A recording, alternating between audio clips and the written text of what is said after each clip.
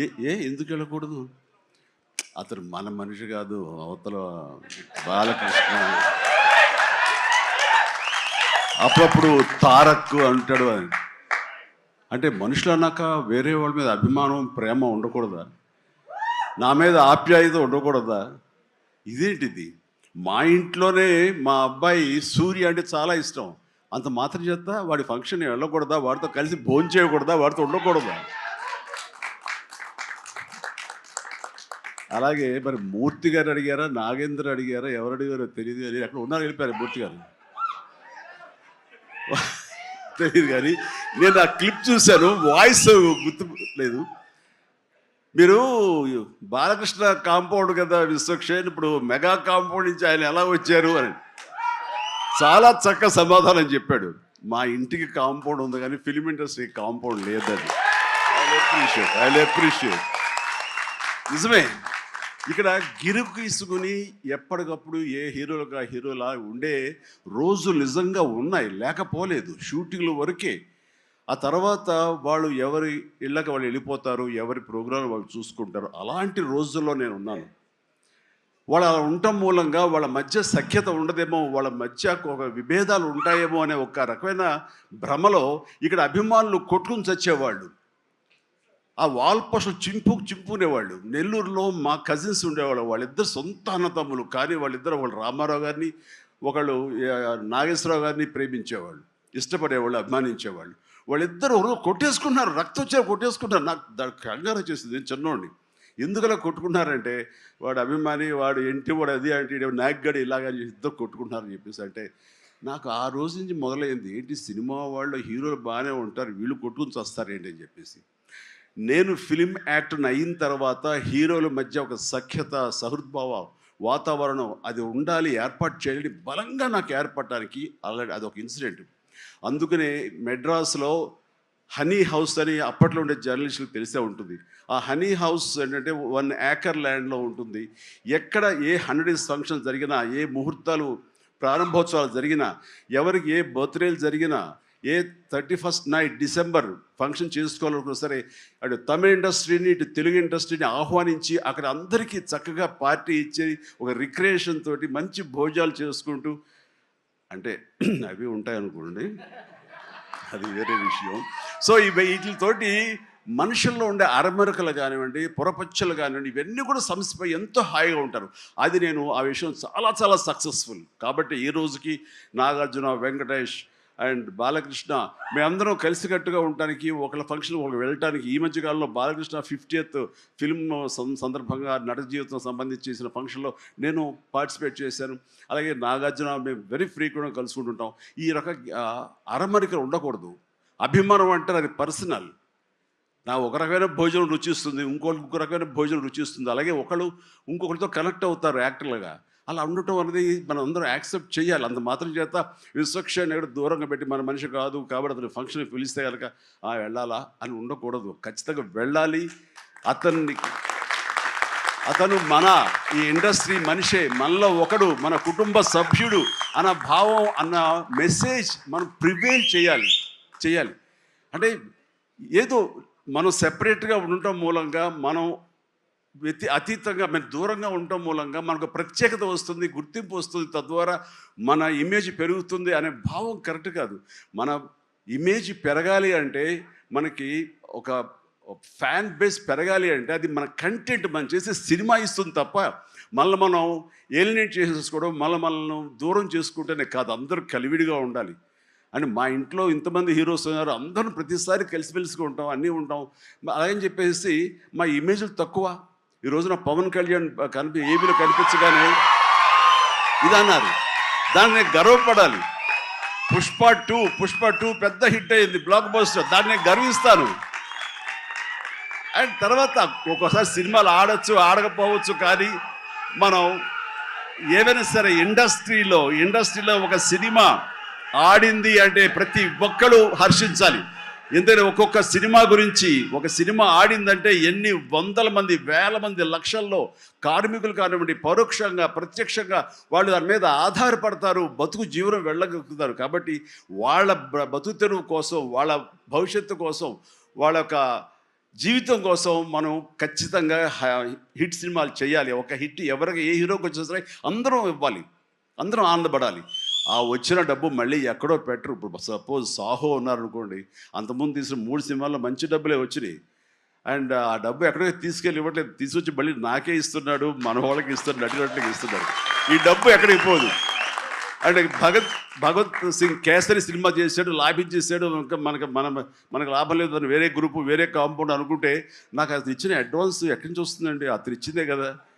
అది రావాలంటే అతను మంచి భవిష్యత్తు కోరుకోవాలి, అతను గుడ్ విషెస్ తెలియచేయాలి. అందుకని ఇండస్ట్రీలో ప్రతి ఒక్కళ్ళు ఒకళ్ళనొకళ్ళు అవినాభావ సంబంధంతో ఒక కుటుంబ సభ్యుల్లాగా ఉన్న రోజున ప్రతి వాళ్ళు గొప్పగా చెప్పుకుంటారు, ఆనందంగా ఉంటుంది. He's such a maverick of a director. He's a genius. Darling, you are a genius. You are a genius. నువ్వు అన్నావు చూసావా, నన్ను నమ్మేవాడని. డార్లింగ్, నిన్ను ప్రతి వాడు నమ్ముతాడు, నిన్ను నువ్వు ఒక్కడే నమ్మవు. నిన్ను నువ్వు ఒక్కడే నమ్మవు, నిన్ను అందరూ నమ్ముతాం. And let me just share this nice fun incident. It's a nice moment. దాదాపు ఈ సినిమా 5 ఏళ్ళు షూటింగ్ చేసాం. మీ అందరికీ ఏం లేట్ అవ్వట్లేదు కదా? ఏం పర్లేదు కదా? 5 ఏళ్ళు వెయిట్ చేశారు, ఇంకో 5 నిమిషాలు వెయిట్ చేయండి. Ready. On the last day of shoot, మీరు నమ్మరు, లాస్ట్ డే ఆఫ్ షూట్, ఆ రోజు కూడా డైరెక్టర్ గారు లేరు, చిన్న ప్యాచ్ వర్క్ చేస్తున్నాం, అనుకోకుండా షూటింగ్ అయిపోయింది. Suddenly they said, sir today is the last day of shoot, ఇంకా షూట్ లేదు. Believe me, I don't know how many days I've shot, అసలు డేస్ లెక్కలేదు నాకు. సడన్లీ షూటింగ్ అయిపోయిందని చెప్పారు. I came to the caravan, I quite, I became emotional. 1-2 days before Rashmika shooting అయిపోయింది. ఆ తర్వాత తన ఎమోషన్ అవుతుంది, నన్ను ఎందుకు అంత ఎమోషనల్ అవుతున్నావు, it's life, it goes on. But suddenly నాది లాస్ట్ డే అన్నప్పటిసరికి, for me Pushpa is not just a film, right? It's a 5-year journey, it's an emotion. I just went, I sat in the caravan. మీ number సడన్గా నా బాడీలో ఉన్న stress అంతా అయిపోయింది. అమ్మయ్యా అయిపోయిందని ఇప్పుడు actually, because all this while I'm inside the picture, so I can't see. For the first time I'm seeing it from outside చూస్తే నేను ఒకటే అనుకున్నాను, ఏంటిది, సుకుమార్ గారి వెనకాల నేను, నా వెనకాల ఒక 1000 మంది, 2000 మంది, 3000, 4000, కొన్ని రోజులు 4000 మంది యూనిట్ అందరం కూడా ఈయన వెనకాలే నుంచి, ఈయన తుప్పలు ఎక్కితే తుప్పలు ఎక్కాం, ఈయన అటు దిగిపోయి కాదు అటు అంటే అవును అటు అని అటు వెళ్ళిపోయాం, ఆయన ఎటు వెళ్తే అటు వెళ్ళిపోయాం, ఇదంతా కాదు క్యాన్సిల్ అంటే క్యాన్సిల్ చేసేసుకున్నాం. నీ పిచ్చి నీకు ఏమనిపిస్తే నీ వెనకాల మేమందరం పిచ్చోలా ఫాలో అయ్యాం తెలుసా. నేను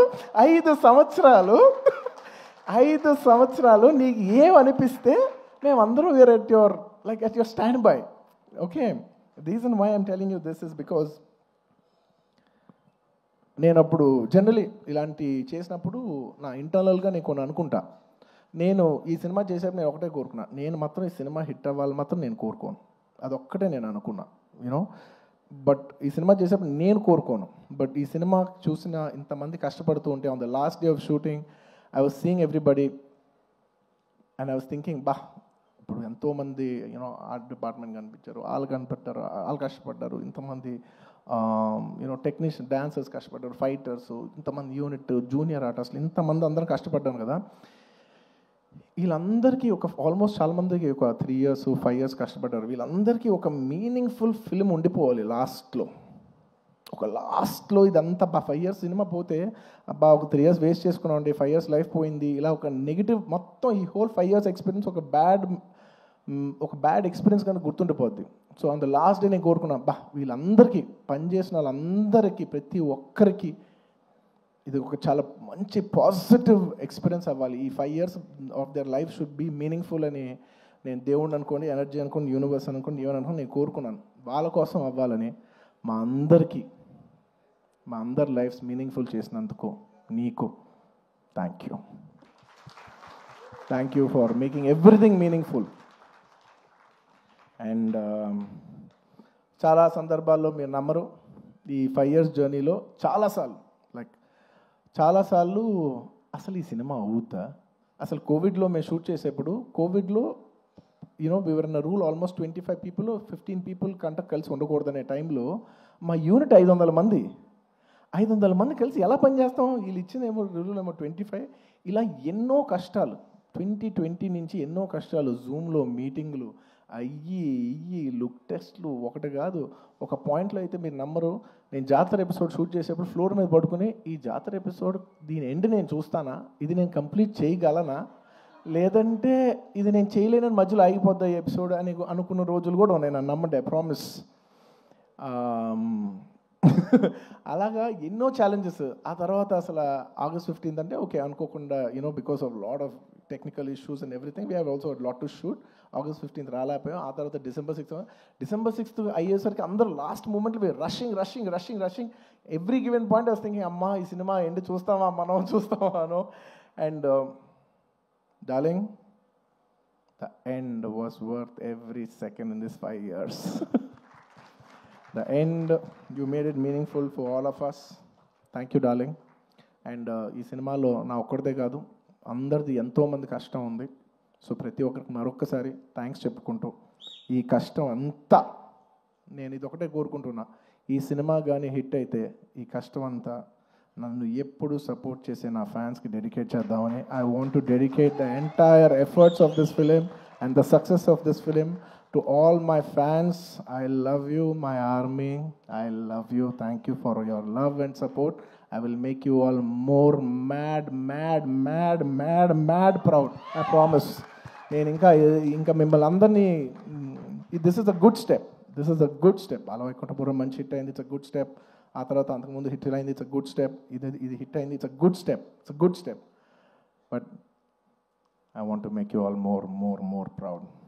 With all your love and with all your blessings, I hope to make you all more proud. ఇంకేమైనా మర్చిపోయి ఉంటే క్షమించండి, ఎక్కువసేపు మాట్లాడి బోర్ కొట్టించుంటే క్షమించండి. Thank you each and every one of you. Once again, తగ్గేదేలే పుష్ప, అప్పుడు చెప్పా పుష్ప తగ్గేదేలే. పుష్ప 2 గురించి లాస్ట్ 3 ఏళ్ళుగా అందరు నన్ను అడుగుతుంటే ఒకటే అంటున్నాను. అందరు కూడా అనుకున్నారు, బా ఏంటి పుష్ప అంటే ఏం చెప్పట్లే, అస్సలు తగ్గేది. మళ్ళీ ఇదే చెప్తున్నా, పుష్ప 2 అన్నిసార్లు అన్నాను కదా, దానికి ఇదే మీనింగ్. మీకు చెప్పాను కదా, పుష్ప 2 అస్సలు తగ్గేదేలే. Thank you.